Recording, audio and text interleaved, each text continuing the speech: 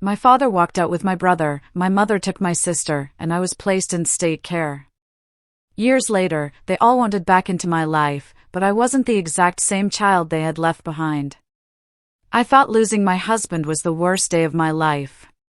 But nothing could have prepared me for the sickening, gut-wrenching betrayal that came next, from my own son and his wife. It shattered everything I thought I knew about family, hitting me like a brutal, horrifying wake-up call that would forever change how I saw the world, and myself. My name is Margaret, and I'm 70 years old. For 5 long years, I lived under my son Daniel's roof with his wife, Victoria. I truly believed it was my home. I believed they were my family. Oh, how unbelievably wrong I was. It all began when I became a widow. Daniel, my sweet boy, showed up at my door, tears streaming down his face. He told me he couldn't bear to leave me alone, that he was my only family, that he needed me close. His words, dripping with a concern I now know was utterly fake, moved me to my core. Like a complete fool, I sold my beloved condo and moved in with them. At first, it felt like a dream. Daniel was affectionate, attentive. Victoria actually smiled when she saw me, and I felt useful, helping with the housework, taking care of them. I thought I'd found a new purpose, a new way to contribute to their lives. But slowly, almost imperceptibly, those smiles began to curdle. The sweet words turned sharp, like hidden thorns. The hugs became empty gestures, hollow and cold.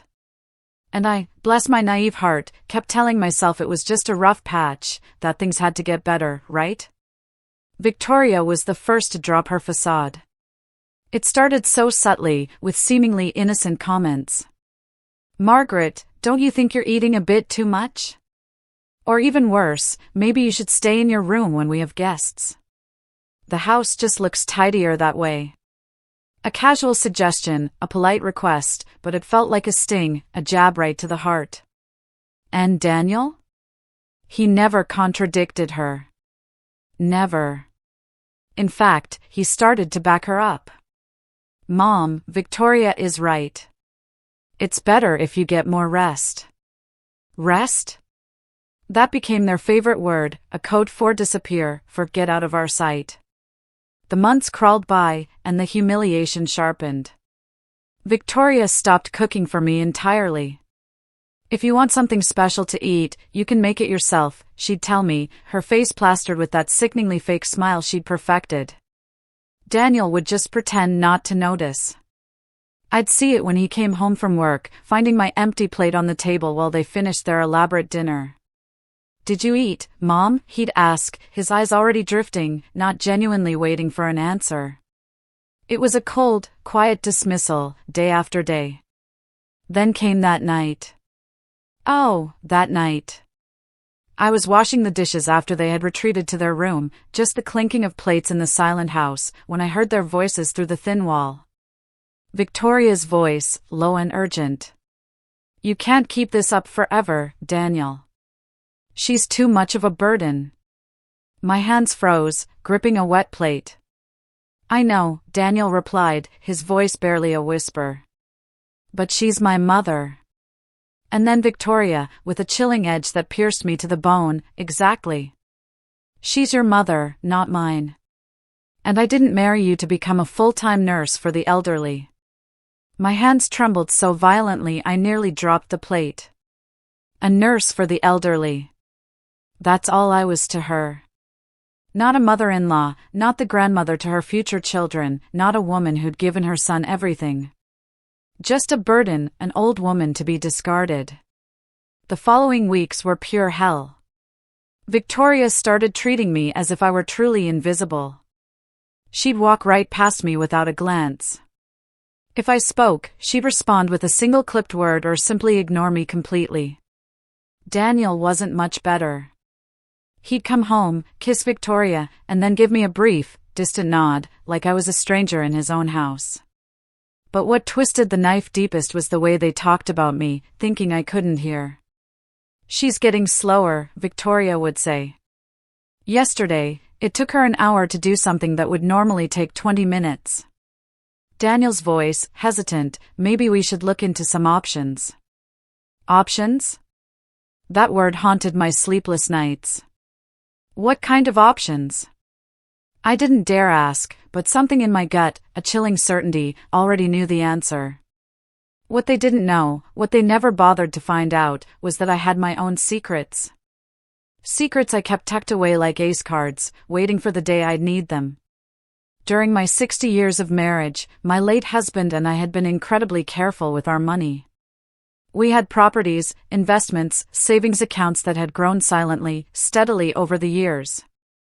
When I sold my condo to move in with Daniel, I didn't spend that money. I invested it, and it had grown substantially. Furthermore, there was something else they were completely unaware of. Something that could change everything if I ever decided to reveal it. Then came that night, that damned August night. I was pretending to sleep in my small room at the end of the hall when I heard footsteps in the kitchen. It was Victoria, talking on the phone in a hushed voice. I crept silently to my bedroom door, every muscle tense. Her words reached my ears like daggers, piercing my heart.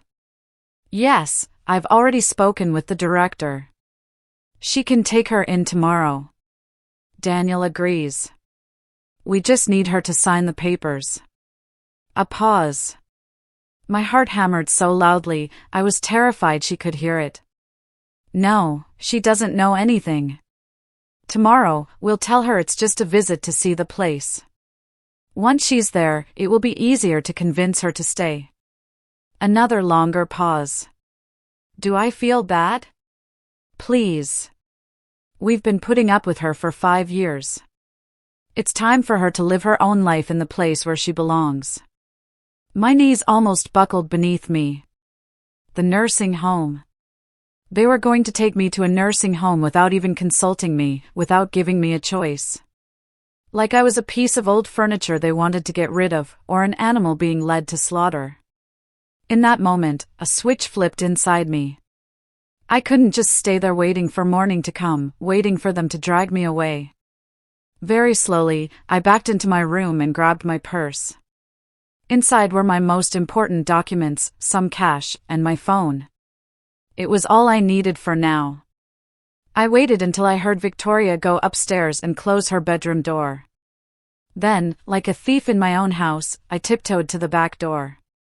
The night air was cool against my skin, a sudden, exhilarating rush.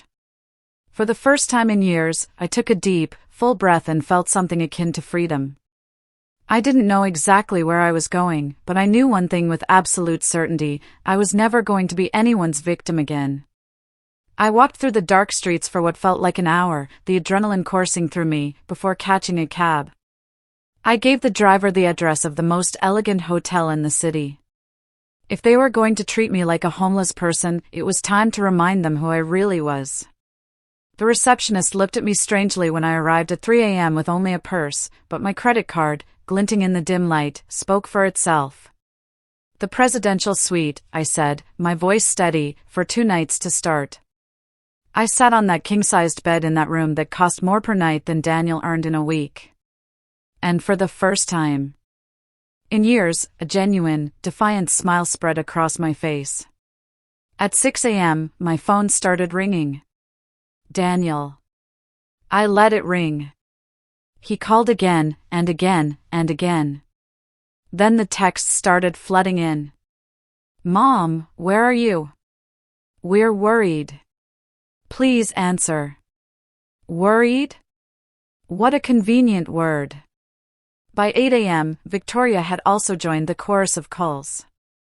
Her voice on the voicemail was hysterical. Margaret, please come back. We don't know what happened. Daniel is desperate. Desperate? Probably because they realized their little nursing home plan had just blown up in their faces. I ordered room service. Eggs Benedict, smoked salmon, fresh fruit, Colombian coffee. As I ate on the terrace of my suite, overlooking the waking city, I imagined Daniel and Victoria running around their house, searching for me in every corner, calling hospitals, maybe even the police. Let them worry. Let them feel even a fraction of the anguish I had felt for years. After breakfast, I made some important calls. The first was to my bank. I wanted to know exactly how much money I had available. The figure, seeing it laid out, surprised even me. The investments had performed better than I had expected. The second call was more delicate. I dialed the number of Benjamin Carter, the best family law attorney in the city. I knew him because he had handled my husband's will years ago. Mrs. Margaret? His voice sounded genuinely surprised. How are you? I need to see you urgently, Benjamin. I have a complicated family situation. Of course. Can you come in this afternoon? I'll be there. The third call was the most important of all. I dialed a number I had saved for more than 5 years, since I moved in with Daniel. It was Lauren, my old friend and real estate agent. Margaret, what a surprise to hear from you. How are you, dear? Lauren, I need you to do a very special favor for me. Do you remember that property downtown you saw years ago? The one you said would be perfect for me if I ever decided to be independent again? While we talked, my phone kept vibrating with missed calls. Daniel had called 14 times. Victoria 8. They had even managed to find my late husband's number, which I still kept as an emergency contact, and had called there. How desperate it must be, I thought, to lose control of someone when you're so used to manipulating them. At 2 p.m., I went down to the hotel lobby, dressed in my best pearl gray suit, and my most elegant leather shoes. I'd made an appointment at the hotel's beauty salon. Manicure, pedicure, cut, and style. If I was going to start a war, I would do it looking impeccable. The stylist, a young woman named Katie, looked at me curiously. Special occasion, ma'am? You could say that, I replied, a small, knowing smile playing on my lips. It's the first day of the rest of my life. While Katie worked on my hair, I reflected on the last 5 years. How had I allowed them to treat me like that? When had I stopped valuing myself? The answer was painful, but crystal clear, from the moment I thought being a burden was better than being alone. But I wasn't alone anymore. I had money. I had resources. And most importantly, I had the truth on my side. At 4 p.m., I arrived at Benjamin's office. It was on the 25th floor of a skyscraper in the financial district. The windows overlooked the entire city, and from there, I could even see the neighborhood where Daniel lived. Margaret, you look splendid, Benjamin said as he poured me a coffee. But something tells me this isn't a social visit. I told him everything.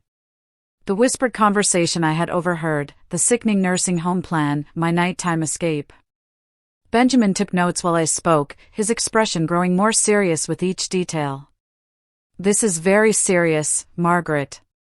What they plan to do could constitute elder abuse, especially if they intended to do it without your consent. What are my options? I asked, my voice tight. Many. But first, I need you to tell me something. Do they know about your real financial situation? No, they have no idea.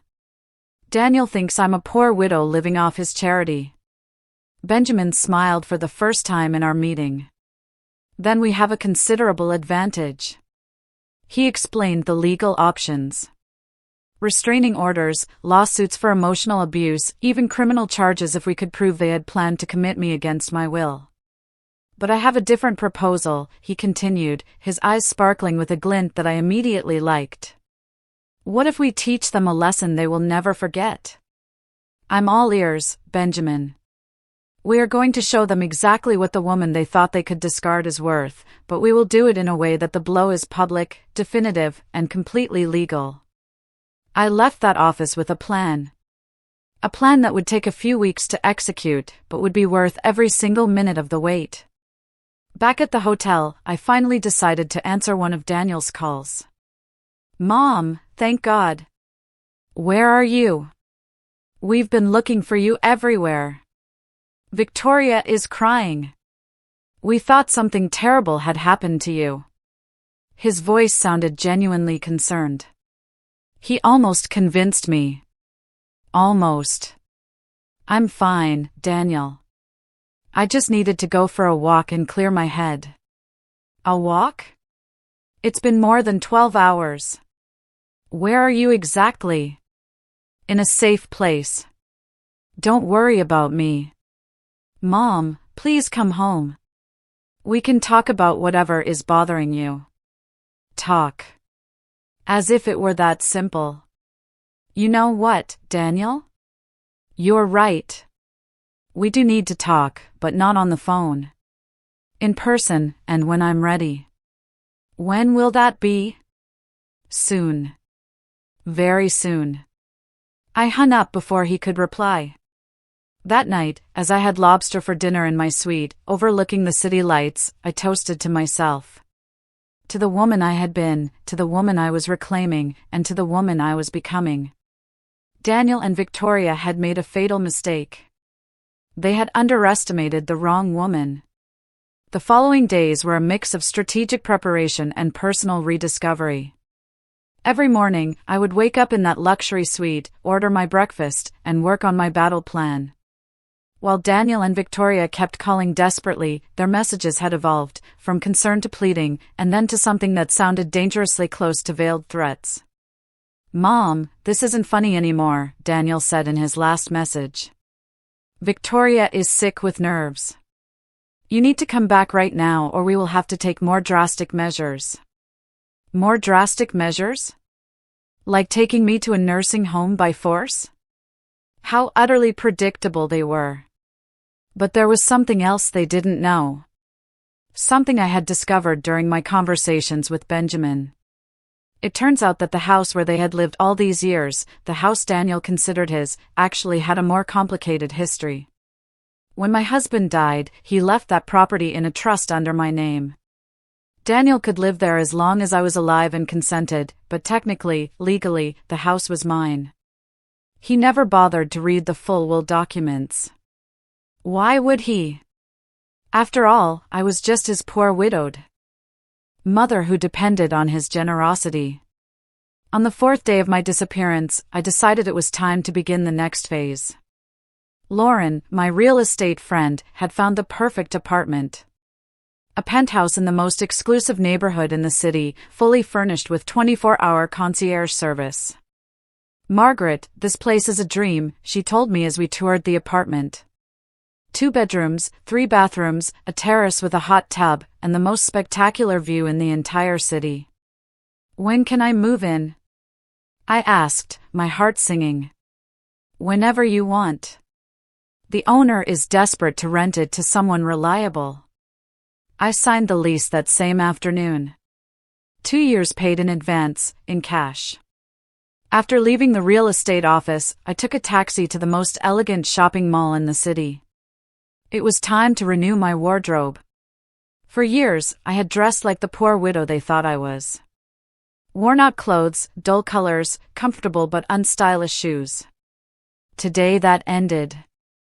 At the most exclusive boutique, a saleswoman named Katie attended to me with that mix of professional courtesy and slight disdain reserved for customers who didn't look like they could afford the merchandise. How can I help you, ma'am? I need a completely new wardrobe, I said, meeting her gaze. Business suits, cocktail dresses, shoes, accessories, everything. Her expression changed slightly when I pulled out my sleek black card. 2 hours later, I walked out of there with 8 bags full of clothes that cost more than Daniel earned in 3 months. Dresses in shades of emerald, cherry red, gold, deep violet. I would never wear sad colors again. That night, as I was packing my new acquisitions, my phone rang. It was a number I didn't recognize. Hello, Mrs. Margaret. This is Inspector Marcus Riley from the City Police. Your son Daniel filed a missing person report. Could you confirm that you're okay? Interesting. They had escalated the drama to involve the police. Inspector, I am perfectly fine. I am in full command of my mental faculties and I decided to take a vacation. There is no disappearance to investigate. Could you tell me where you are exactly? Your son is very worried. I am in the city, in a safe place. Inspector, I want it on the record that I left that house of my own free will and that I do not wish to be contacted until I am ready. Understood, ma'am. Is there anything else you need? Yes. If my son or his wife file any more false reports about me, I want them to know that I might consider it harassment. The silence on the other end of the line was eloquent. The next day, I moved into the penthouse. The movers arrived at the hotel at 8 a.m. to transport my few belongings. It was strange how little I needed when it was really about starting over. My new home was everything Lauren had promised and more. From the terrace, I could see the entire city spread out at my feet. I poured myself a glass of red wine and toasted to my new independence. But the real satisfaction came that afternoon when I finally decided to answer one of Daniel's calls. Mom, thank God. The police told us you're okay, but we need to see you. Where are you exactly? I'm at my new home, Daniel. Your new home? What are you talking about?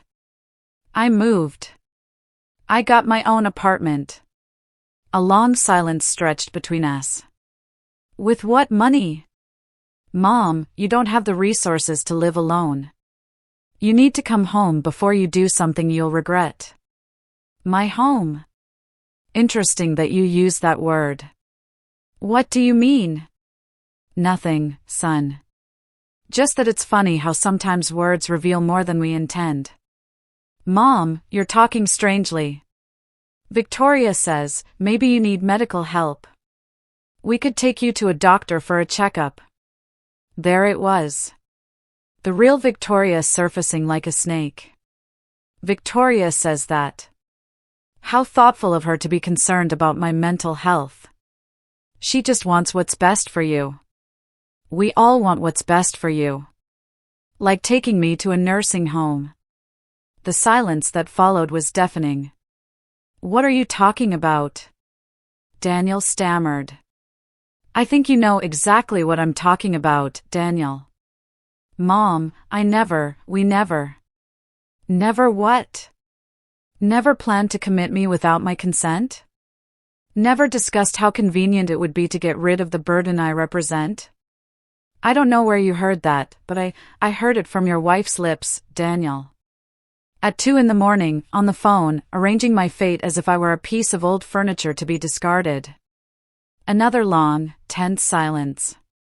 Mom, if you overheard something, it was out of context. Out of context? We're taking her to the nursing home tomorrow. It's all arranged. What context could possibly make those words mean something different? We were just exploring options. Without consulting me. You thought it would be for the best. You thought it would be more convenient for you. It's not like that. Then explain it to me, Daniel. Explain how planning to commit your mother without her knowledge is an act of love. He couldn't, because there was no explanation that could justify the unjustifiable. I want to see you, he finally said, his voice defeated. We need to talk in person. I agree. But it will be when I decide, where I decide, and on my terms. When? Soon, son. Very soon. And when we do see each other, you're going to discover a few things about your poor widowed mother that are going to surprise you very much. I hung up before he could respond. That night, as I had dinner on my terrace under the stars, I called Benjamin. How is our project coming along? Better than expected, Margaret. I have some very interesting information about Daniel and Victoria's finances. Apparently, they've been living beyond their means for years. How far beyond? Credit card debt, personal loans, a late mortgage. They've been using your presence in the house to justify expenses they can't afford. Interesting. There's more. Apparently, Victoria has been telling her friends that you have senile dementia and that's why you need special care. She's been building a narrative to justify the nursing home. My blood boiled. Do you have proof of that? I'm gathering it, Margaret. When we're done with this, they are going to regret ever messing with you." I hung up with a smile on my lips. Daniel and Victoria had no idea what was coming for them. A week after moving into the penthouse, I had established my new routine. Breakfast on the terrace, a workout in the building's gym, afternoons working with Benjamin on our master plan. For the first time in years, I felt truly alive, powerful, in control of my own destiny. Daniel had stopped calling after our last conversation. Victoria, on the other hand, had intensified her attempts. Her voicemails revealed a growing desperation. "Margaret, please come back. Daniel is a mess. He's barely eating, barely sleeping. This is destroying us as a family." As a family. What irony. "Margaret, I know you're angry, but running away doesn't solve anything. We're adults. We can talk like civilized people." Civilized people. Like when they were planning to commit me without my consent? But the message that caught my attention the most arrived on a Thursday night. "Margaret, I need to be honest with you. Daniel is considering reporting you as mentally incompetent. He says your behavior proves you can't make rational decisions. Please come back before this gets out of control." There was the real Victoria, the veiled threat wrapped in false concern. I forwarded the message to Benjamin immediately. "Perfect," he said when I called him. "This is exactly what we needed. They're digging their own grave." "How so?" "If Daniel tries to have you declared mentally incompetent, we would have grounds for a lawsuit for defamation and elder abuse. But more importantly, it would be the perfect time to reveal your true financial situation. Do you have everything ready for phase 2? Everything is prepared. Are you sure you want to do this in public?" "Absolutely. I wanted it to be as humiliating for them as it was for me to hear their plans that night." The plan was simple yet devastating. Lauren had organized a luxury property exhibition at the most exclusive hotel in the city. Daniel and Victoria had been specifically invited with the excuse that there was an investment opportunity that might interest them. What they didn't know was that I would be the event's keynote speaker. The day arrived faster than expected. I dressed in my new emerald-colored suit, high heels, and jewelry I had bought especially for the occasion. In the mirror, I saw a woman I didn't recognize. Elegant, powerful, intimidating. I arrived at the hotel an hour before the guests. The ballroom was perfectly prepared, tables with property information, canapés, champagne, and a giant screen where the presentations would be projected. Lauren was checking the final details when Benjamin arrived with a portfolio full of documents. "Ready for the show?" he asked me, his eyes gleaming. "More than ready." At 7 p.m., the guests began to arrive. Business people, investors, wealthy individuals who were genuinely interested in the properties. And then, at 7:30, I saw them walk in. Daniel was wearing his only good suit, the one he wore for weddings and funerals. Victoria had tried to look elegant in a red dress she had probably bought on sale. They looked completely out of place among the city's financial elite. I watched them from the other side of the ballroom as they looked for whoever had invited them. Their faces showed a mix of nervousness and excitement. They probably thought someone had recognized their investment potential. Lauren went up to the small stage to give the welcome speech. "Ladies and gentlemen, welcome to our exclusive exhibition of premium properties. Tonight, we have the honor of presenting a carefully chosen selection of the best real estate investments in the city." Daniel and Victoria were smiling nervously, trying to blend in with the other guests. "But before we begin with the properties," Lauren continued, a subtle smile playing on her lips, "I want to introduce you to an extraordinary woman, a visionary investor who has recently decided to significantly expand her real estate portfolio. Please, let's welcome Mrs. Margaret Vance." The audience's applause accompanied me as I walked onto the stage. From my elevated position, I could perfectly see Daniel and Victoria's faces. First, confusion. What was their poor widowed mother doing at a luxury investment event? Then, recognition. It was really me, but transformed, elegant, speaking with confidence in front of an elite audience. Finally, horror as they began to understand the implications of what they were seeing. Good evening, I began, my voice clear and firm. Over the last 5 years, I have learned a lot about the true value of things. Above all, I have learned that sometimes the people closest to us can be the ones who know us the least. I looked directly at where Daniel and Victoria were standing. Their faces had lost all color. I have decided to share my story with you because I believe it perfectly illustrates why it is so important to maintain our financial independence, regardless of our age. The audience listened attentively. Some had already noticed where I was directing my gaze. 5 years ago, I decided to move in with my son and his wife. I sold my property and thought it would be wonderful to live as a family. What I did not expect was to discover that my presence had become a burden to them. A murmur went through the ballroom. This was not the typical investment presentation they were expecting. 2 weeks ago, I happened to overhear a phone conversation. My daughter-in-law was arranging for me to be committed to a nursing home without my knowledge or consent. We're taking her to the nursing home tomorrow. It's all arranged. Those were her exact words. The murmur intensified. Some guests began to look around, trying to identify the protagonists of the story. Daniel tried to move toward the exit, but Victoria stopped him.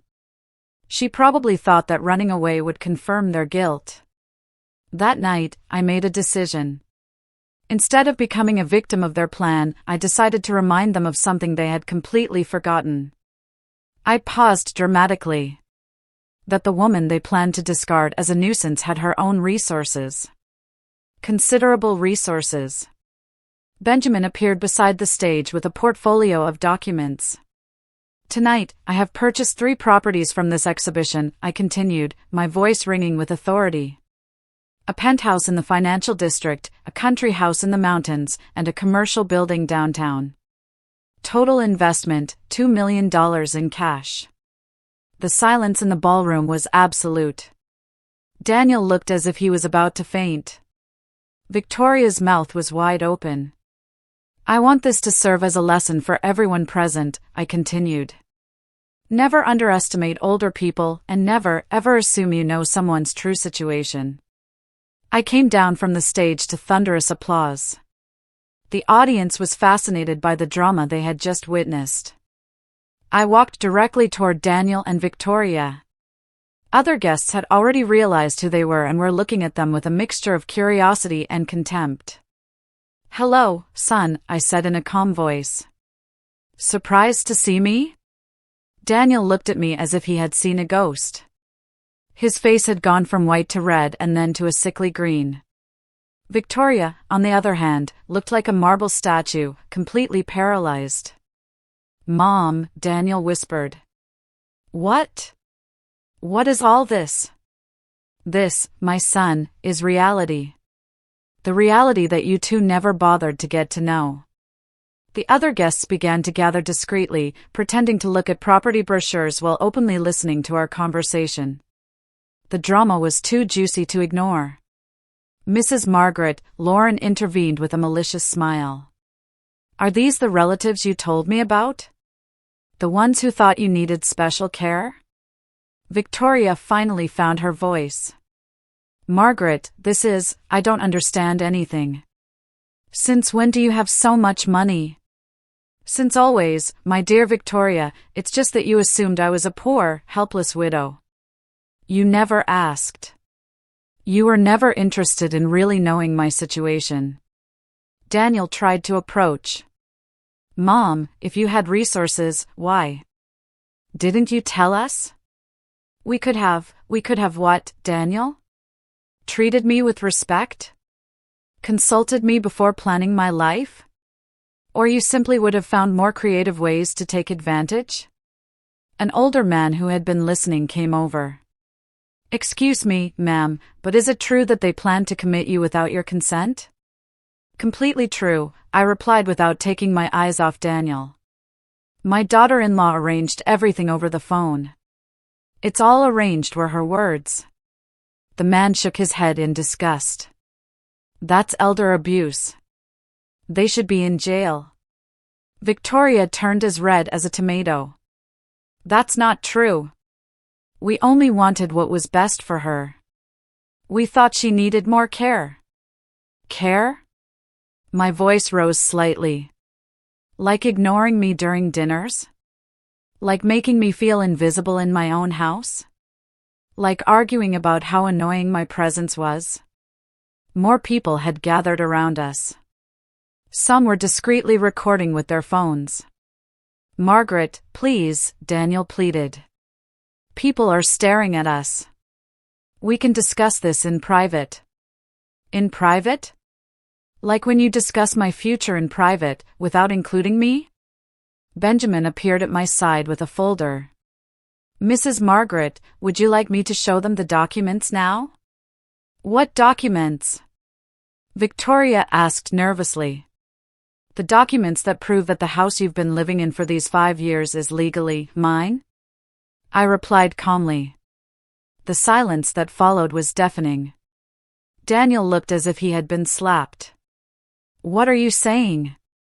I'm saying that when your father died, he left that property in a trust under my name. You can live there as long as I'm alive and I consent. But technically, legally, the house is mine.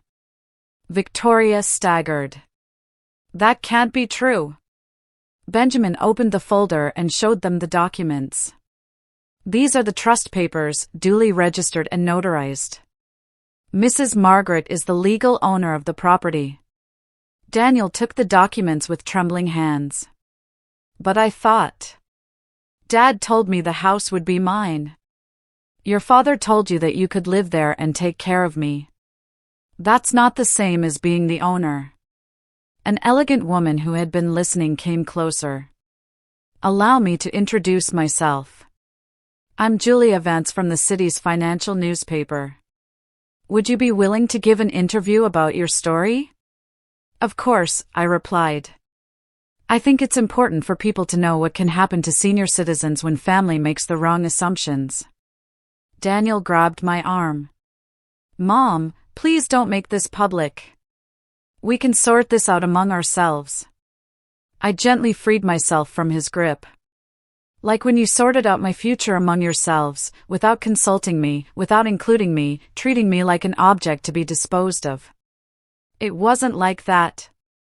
Victoria shouted, completely losing her composure. We took care of you for 5 years. We gave you a roof over your head, food, everything you needed. You gave me? My voice turned icy. You gave me a roof over my head in my own house. The murmur of indignation from those present was audible. Several were clearly on the side of the elegant older woman who had been betrayed by her own family. Mrs. Margaret, the journalist said, what are your plans now? Very simple, I replied with a smile. I am going to live my life on my own terms, in my own home, with my own money, and I am going to make sure my story serves as a warning to other seniors who may be in similar situations. Daniel looked completely defeated. And what about us? Where are we going to live? That, I said as I walked towards the exit, is an excellent question, one you should have asked yourselves before you planned on sending me to a nursing home. The following days were a whirlwind of media activity. The story of the betrayed millionaire grandmother had gone viral on social media. The videos from the event had been shared thousands of times, and my phone wouldn't stop ringing with interview requests. But the most satisfying part was watching Daniel and Victoria try to manage their public image. Victoria had created an Instagram account where she tried to tell her side of the story. People don't understand, she said in her tearful videos. We love Margaret like family. We only wanted what was best for her. Modern nursing homes are beautiful places where seniors can socialize and receive professional care. Her followers didn't believe a word of it. The comments were ruthless. Without consulting her? At 2 a.m.? That's not love, it's abuse. And why didn't you know she had money? Weren't you interested in actually getting to know the woman you lived with? My grandmother always says, the family that betrays you once will betray you always. Daniel had opted for a different strategy. He had started calling me directly, leaving increasingly desperate messages. Mom, this is getting out of control. Victoria is getting threats online. People recognize us on the street and insult us. Please say something publicly to calm things down. Calm things down? After 5 years of humiliation, they wanted me to defend them publicly? The message that struck me the most arrived a week after the event. Mom, we lost our jobs. Victoria was fired because the story reached her office. I was asked to resign because my family situation was affecting the company's image. We don't have money to pay rent. If we have to move, please help us. Help them. Funny how their tone changed when they needed something. That afternoon, I had the most important interview scheduled so far, the most watched morning television show in the country. Julia had arranged for it to be live, broadcast from my penthouse to showcase my new life. I prepared carefully, a violet dress, elegant jewelry, perfect makeup. When the camera crew arrived, my apartment looked like something out of a decorating magazine. We're live in 3, 2, 1. Good morning. I'm Julia Vance and I'm here with Margaret Vance, the woman whose story has moved the entire country. Margaret, tell us, how do you feel after everything that has happened? Julia, I feel free. For the first time in 5 years. Free to live without apologizing for existing. Free to make my own decisions. Free to be treated with the respect I deserve. Your daughter-in-law, Victoria, has been giving interviews saying that you only wanted to protect her, that the nursing home was for your well-being. Julia, when someone plans your future without consulting you, secretly, in the middle of the night, that's not protection, that's control. And when they have also been treating you like a burden for years, it's hard to believe their motives were truly altruistic. What would you say to other seniors who might be going through similar situations? I would tell them that it's never too late to reclaim your dignity, that you shouldn't let anyone make you feel like a burden, and above all, to maintain control over your own lives and finances. Now, we understand that your son Daniel has been trying to contact you. Yes, he has. Been calling, especially since they lost their jobs. And what do you plan to do about it? Look, Julia, I'm not a vengeful person, but I'm not a foolish person either. For 5 years, Daniel and Victoria treated me as if I were invisible when they thought I depended on them. Now that they've discovered I have my own resources, suddenly I'm important again. Are you willing to reconcile with them? A real reconciliation requires a genuine acknowledgement of the harm caused. It requires sincere apologies, and it requires real changes in behavior. So far, all I've received are excuses and justifications. Victoria says the consequences have been disproportionate. That losing their jobs is too much of a punishment. Disproportionate? My voice hardened slightly. You know what's disproportionate? Planning to commit someone without their consent. That is disproportionate. What are your plans for the future? I'm considering creating a foundation to help seniors facing family abuse. I want my experience to serve to protect others. One last question, Margaret. Do you regret anything? I thought carefully before answering. I regret allowing them to treat me badly for so long. I regret wasting 5 years feeling like a burden when in reality I was an independent and capable woman. But I do not regret taking back control of my life. When the interview ended, my phone exploded with messages.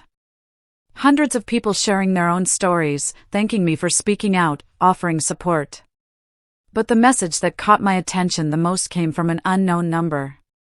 Mrs. Margaret, this is Stephen Clark, an investigative journalist.